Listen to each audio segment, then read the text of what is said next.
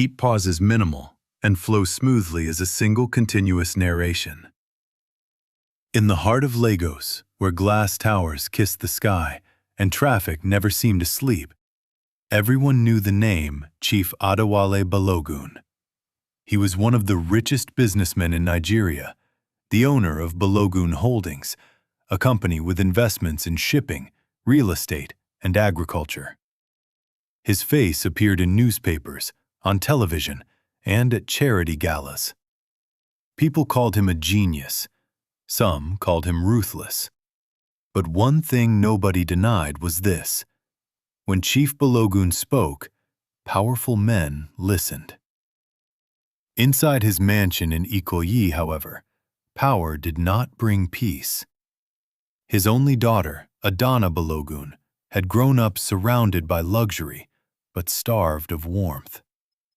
Her mother had died when she was 17, and since then, her father had replaced affection with control. He chose her schools, her friends, her clothes for public appearances, and even the man he wanted her to marry. That man was Kola Akinjide, the son of a senator and a rising executive in one of her father's partner firms. Kola was polished, handsome, and rich enough to impress society pages. But Adanna knew what others did not. Beneath his calm smile was arrogance, entitlement, and a cruel hunger for power. Adanna hated every moment she spent with him. Then there was Musa Kamara.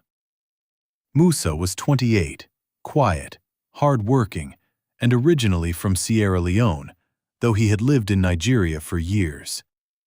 He worked at Balogun Holdings as a driver and office support staff, one of those workers powerful people barely noticed unless they needed something carried, delivered, or cleaned up. But Musa noticed everything. He noticed who treated the cleaners with respect and who did not. He noticed which managers inflated reports and which suppliers lied. He noticed how Adanna would smile for cameras at charity events, then stare silently out the tinted car window on the way home like someone trapped inside her own life. Musa had not planned to care. He came from nothing. His father had been a school teacher in Bo before war and hardship broke the family apart. His mother sold cassava leaves and rice to keep Musa and his younger sister alive. Musa earned every naira with sweat, and though he carried himself with quiet dignity, he knew his place in Lagos society. Men like Chief Balogun owned cities. Men like Musa survived them. And yet, fate has a way of crossing lines that pride draws. It began on a rainy evening in June. Adanna had attended a business dinner with her father and Kola. The entire evening had been suffocating. Kola had spoken about their future as if it were already signed into law. Her father had nodded with approval, discussing merger opportunities and family legacy as though she were another corporate asset. On the drive back, she asked Musa to take the long route home. He glanced at her through the mirror. "Ma'am, Chief said to come straight back." "I know what my father said," she replied, her voice tired but firm. "Please, just drive." Musa hesitated, then nodded. They drove past Victoria Island, then along the dark stretch near the water, where city lights reflected in broken gold across the lagoon. Adanna told him to stop by a quiet place overlooking the water. She got out of the car and stood in the rain. Musa grabbed an umbrella and followed. "Ma'am, you'll catch a cold." She laughed bitterly. "Maybe that would be useful. Maybe if I collapse, everyone will stop planning my life for me." He stood beside her, holding the umbrella over both of them. For a while, neither spoke. Then Adanna said, "Do you ever feel invisible, Musa?" He blinked, surprised. "People like me are invisible every day." She turned to him. "And people like me are seen every day, but never known." That was the first real conversation they ever had. After that night, small moments began to gather between them. A greeting became a conversation. A conversation became trust. Trust became comfort. Adanna learned that Musa had studied accounting at a local evening institute, but never finished his certification because he had to support his family. He read business reports during lunch breaks and borrowed old finance books from a security guard whose brother worked in a university library. Musa learned that Adanna had studied corporate strategy in London and had dreams of modernizing Balogun Holdings, especially its agricultural division. She wanted to help small farmers with fair contracts and modern technology, but her father dismissed her ideas as soft-hearted idealism. They talked in parking lots, on drives between meetings, near the generator house behind the main office, and once in the staff garden after everyone had gone home. They talked about fear, ambition, loneliness, and the strange burden of being underestimated from opposite sides of society. Then came the night everything changed. Chief Balogun had traveled to Abuja for a weekend political fundraiser. The mansion was quieter than usual. Adanna had returned from a bitter argument with Kola, who had grabbed her wrist and warned her never to embarrass him in public again. Her arms still hurt. She found Musa in the staff quarters repairing a faulty fan. He stood up at once. "Madam Adanna, is everything all right?" The moment she looked at him, all the strength she had borrowed from anger disappeared. Tears came fast and silent. Musa panicked at first, then gently handed her a chair. "Who hurt you?" he asked. She shook her head, then finally whispered, "Everyone who says they love me only loves what they can control." Something broke in the air between them. Musa did not move closer until she reached for his hand. When he held it, she held on like a drowning person finding wood in deep water. Their kiss was not planned. It was not calculated. It was born from loneliness, tenderness, and the desperate human need to be chosen freely, not arranged like furniture in a rich man's house. By morning, both of them knew the line had been crossed, and both of them knew the world would not forgive it. For several days, they avoided each other. Musa requested warehouse assignments to stay off the main estate. Adanna buried herself in meetings. But silence only made the truth louder.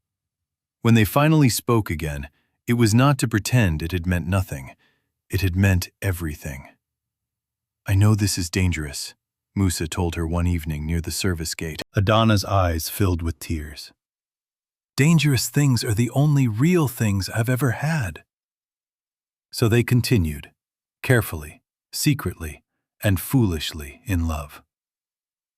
Months later, Adanna discovered she was pregnant. The world stopped. She stared at the test in her hand in the marble bathroom of her bedroom, her pulse pounding in her ears. For a long time she said nothing. Then she locked her door and called Musa. When he arrived at the old guest annex where they sometimes met, one look at her face told him the news was not ordinary. "I'm pregnant," she said. Musa sat down slowly. He did not run. He did not deny her. He did not ask whether she was sure. Instead, after a long silence, he whispered, "Then I will stand with you." Adanna cried into his chest, but standing with her would cost him everything. Chief Balogun found out 2 weeks later. Not from Adanna, not from Musa, from Kola. Kola had grown suspicious of Adanna's distance and had ordered one of the household guards to monitor her movements. When the guard reported secret meetings and late-night conversations with the worker, Kola followed the trail until he uncovered the truth. He brought the information to Chief Balogun like a man delivering poison wrapped as loyalty. That evening, the mansion shook with rage. Chief Balogun summoned Adanna to his private study. Musa was dragged in by security 10 minutes later. The old billionaire stood behind his mahogany desk, breathing hard, his face red with humiliation. "You filthy traitor," he thundered at Musa. "I gave you work. I allowed you into my property. And this is how you repay me?" Musa lowered his head but did not kneel.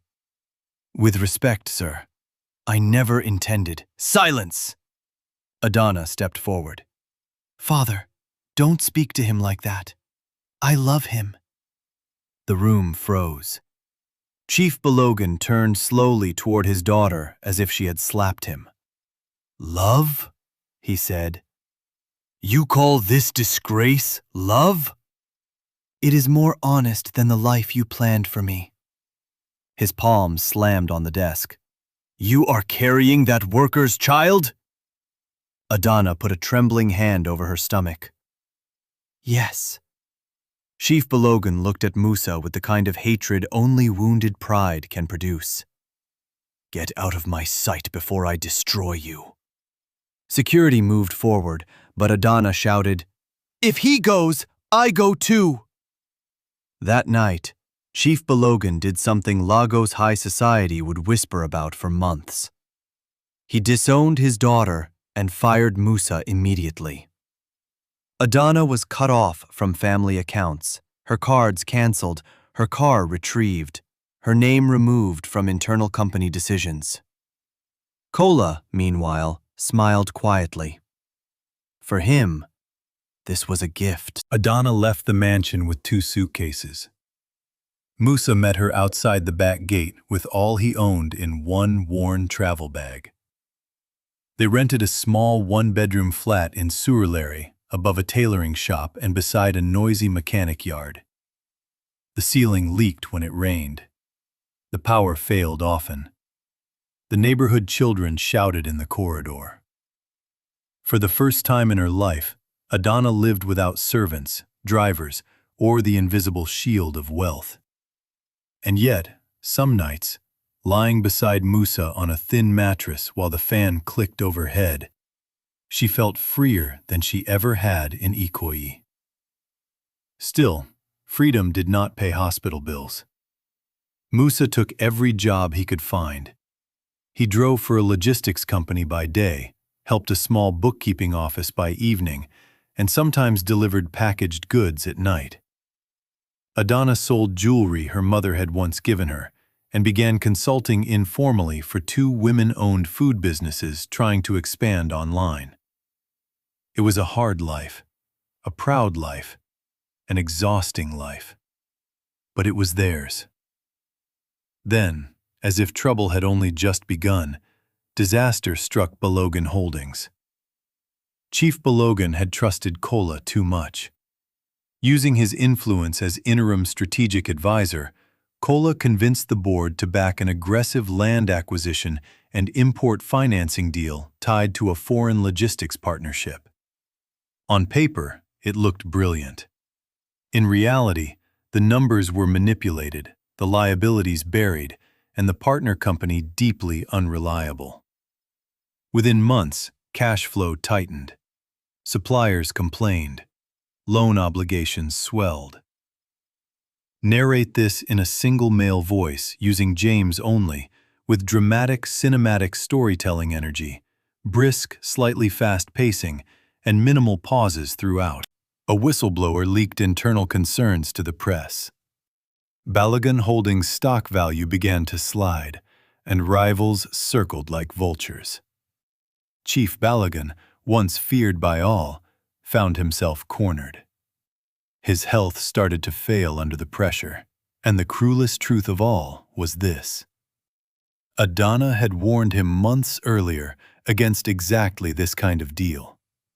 He had dismissed her. Kola had praised it. He had listened. Now Kola was preparing his exit. Musa first sensed the scale of the problem when an old cleaner from Balogun Holdings, Mama Sade, called him secretly. "They are drowning there," she said over the phone. "People are saying salaries may delay. Your madame's father has not smiled in weeks." Adanna was 7 months pregnant by then. She sat at their little table, one hand supporting her back, while Musa explained what he had heard. Her face changed. "No matter what he did to me," she said quietly, "that company is my mother's legacy too." Musa looked at her for a long moment. "Then let's save it." She gave a sad smile. "How? We don't even have transport money some days." Musa stood, went to the shelf, and pulled out a folder of notes he had kept from his time at Balogun Holdings. During lunch breaks and overtime shifts, he had observed patterns most executives ignored: duplicate invoices, delayed port clearances, inflated procurement chains, idle storage properties that could be liquidated, waste in transport routes, hidden strengths in the agricultural arm that no one had scaled properly. Adanna stared at the pages. "You kept all this?" "I told you before," he said gently. "People like me survive by noticing." For the next 2 weeks, their tiny flat became a war room. By candlelight during blackouts, with generator noise outside and the smell of fried plantain drifting up from the street, Musa and Adanna built a rescue strategy for Balogun Holdings. He mapped leakages and operational waste. She designed a restructuring proposal, debt renegotiation pathway, asset disposal sequence, and emergency revenue pivot centered on agriculture and local distribution rather than risky imports. Together, they created something sharper than anything Kola had ever produced, because theirs was not built on greed, it was built on truth. But getting Chief Balogun to listen was another battle. Adanna called him first. He refused to answer. She sent a message through his longtime secretary. No response. Then news broke that anti-corruption investigators were reviewing parts of Balogun Holdings transactions. Panic spread. Some board members disappeared. Others began quietly speaking to competitors about takeover terms. Adanna knew time was running out. Against Musa's advice, she went to the headquarters herself. The moment she entered the lobby, conversations stopped. Staff stared. Some pitied her. Some admired her courage. Some pretended not to see. Upstairs, her father sat alone in his office, looking older than she had ever seen him. For a moment, neither spoke. Then he said, without looking up, "You came to watch me fall?" Adanna stepped closer. "No, father. I came because I am still your daughter." He laughed bitterly. "A daughter who chose a driver over her family. A daughter who chose honesty over control." He finally raised his eyes. There was pain in them now, not just pride. "You should not be here." "I know, but you are sinking, and the people around you are not trying to save you.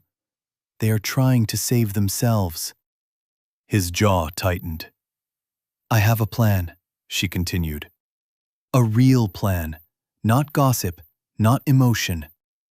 Numbers." He looked at the thick file in her hands, but made no move to take it. "Who prepared it?" he asked. Adanna answered plainly. "Musa and I." The old man's face hardened again. "That man's name will never be spoken in my office." She placed the file on his desk anyway. "Then don't speak it.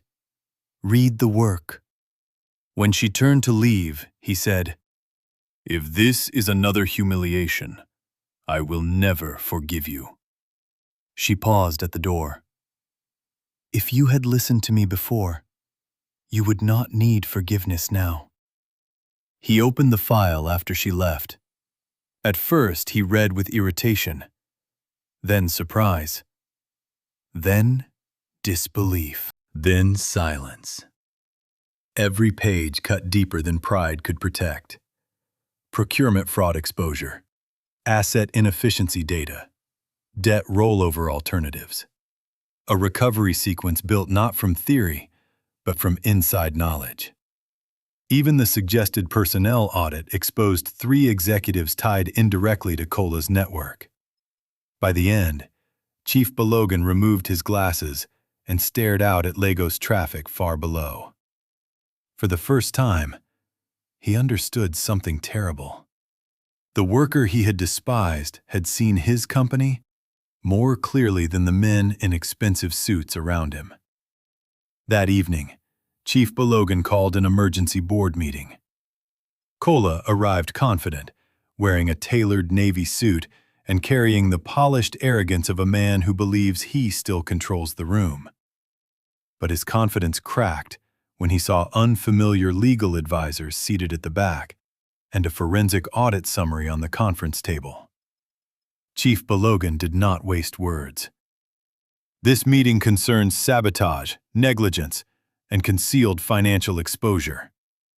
Kola forced a smile. Chief, surely we should discuss this privately before alarming the board. We are beyond private conversations. Documents were distributed. Questions exploded. One board member accused Kola of withholding risk reports. Another demanded explanation for Shell-linked supplier contracts. Kola denied everything, but denial works poorly when facts arrive with signatures, timestamps, and bank trails. Then the boardroom doors opened. Adanna walked in. Behind her came Musa. The room murmured instantly. Kola stood so fast, his chair nearly fell. What is he doing here? Chief Balogun answered coldly, standing where competence has earned him the right to stand. Even Adanna looked surprised. Musa remained calm. Chief Balogun gestured toward the screen. The recovery model you are looking at was built primarily from operational observations this young man made while serving in positions you considered too low to matter. The shame in the room spread quickly. Musa was invited to explain the logistics failures and cash leakages. He spoke without revenge, without showmanship, and without fear. He walked the board through how unnecessary middlemen had inflated import costs, how unused regional storage hubs could be monetized, how local agricultural processing offered faster short-term recovery than prestige projects, and how workers on the ground had been sounding alarms management ignored. When he finished, even those who hated the message respected the clarity. Kola's mask finally dropped. This is ridiculous, he snapped. You are trusting a servant over qualified executives? Musa met his eyes. No, sir, they are trusting facts over status. By the end of that meeting, Kola was suspended pending investigation. 2 allied executives resigned before security could escort them out. The board voted to adopt the emergency restructuring plan. But victory came at a cost. News of the scandal spread quickly, and media outlets fed on the family angle. Reporters dug into Adanna's estrangement. Blogs mocked the pregnant heiress and the worker. Socialites whispered. Comment sections turned vicious. Adanna read none of it, though she knew it existed. Then labor pains began 3 weeks early. It was raining heavily when Musa rushed her to a modest private hospital. The roads were a nightmare, the wipers barely keeping up, his heart pounding harder than the engine. Chief Balogun arrived an hour later. He stood awkwardly in the maternity waiting area, stripped of power by the one thing money cannot command, the safe arrival of a child. Musa rose when he saw him, unsure whether to greet him. Before he could speak, Chief Balogun said quietly, "How is she?" Musa answered, "The doctors say she is strong." They sat in silence for several minutes. Then the old man spoke again, his voice lower than Musa had ever heard it. "When my wife was alive, she used to tell me that pride is expensive. I thought she meant business. I did not know she meant family. Musa said nothing. Chief Balogun looked at him carefully. Why did you help me after what I did? Musa took a breath. Because saving the company was not only about you. It was about workers who would lose salaries, farmers who would lose contracts, families who would suffer. And because she loves you. The old man's eyes glistened, though he blinked the feeling away. At dawn, a baby girl was born. Healthy, beautiful, loud enough to command the world she entered. When the nurse placed the child in Adanna's arms, she cried softly. Musa kissed her forehead. Chief Balogun watched from the doorway like a man seeing grace for the first time in years. What will you name her? He asked. Adanna looked at Musa, then back at her father. Nkechi, she said. A gift from God. Chief Balogun stepped closer, his hands trembling slightly as he touched his granddaughter's tiny fingers. Then he looked at Musa. I cannot erase what I did, he said. But if you will allow it, I would like to begin again. Musa glanced at Adanna. She nodded through tears. The months that followed changed everything. Under the new restructuring plan, Balogun Holdings survived. Not easily, not magically, but truly. Wasteful contracts were terminated. Local operations were rebuilt. Employees previously ignored were consulted. Farmers received improved terms. The agricultural division, once treated as secondary, became one of the company's strongest revenue engines. The market regained cautious confidence. Investigations exposed the full extent of Kola's deception, and criminal proceedings followed. Chief Balogun shocked the business world again when he publicly appointed Adewale Balogun as Executive Director of Strategy and Transformation. Then, in a move no one saw coming, he created a new operations oversight unit and named Musa Kamara as its head, after sponsoring the completion of his professional finance certification. Some board members protested quietly. Chief Balogun silenced them with one sentence. The man you called unworthy is the reason this company still exists. Their wedding was nothing like the kind society had once planned for Adanna. There were no political alliances to impress, no cold smiles for magazine covers, no marriage built like a corporate merger. Instead, it was held in a beautiful open garden at sunset, with talking drums, soft high-life music, bright aso-oke and kente colors, laughter from workers and executives seated side by side, and a little girl named Nkechi in her grandmother's restored gold bracelet tied gently around her wrist. Chief Balogun walked his daughter down the aisle himself. When he placed her hand in Musa's, he said in a voice thick with emotion, "Take care of her." Musa answered, "With my life." And this time, everyone believed him. Years later, people would tell the story in different ways. Some would say it was a scandal that became a miracle. Some would say it was the downfall of pride. Some would say it proved that wisdom can wear cheap shoes and still outrun men in Italian leather. But those who knew the truth said something simpler. A billionaire lost his daughter when he chose status over love. A worker won a family because he chose love over fear. And when the empire began to crumble, it was not the rich, the connected, or the proud who saved it.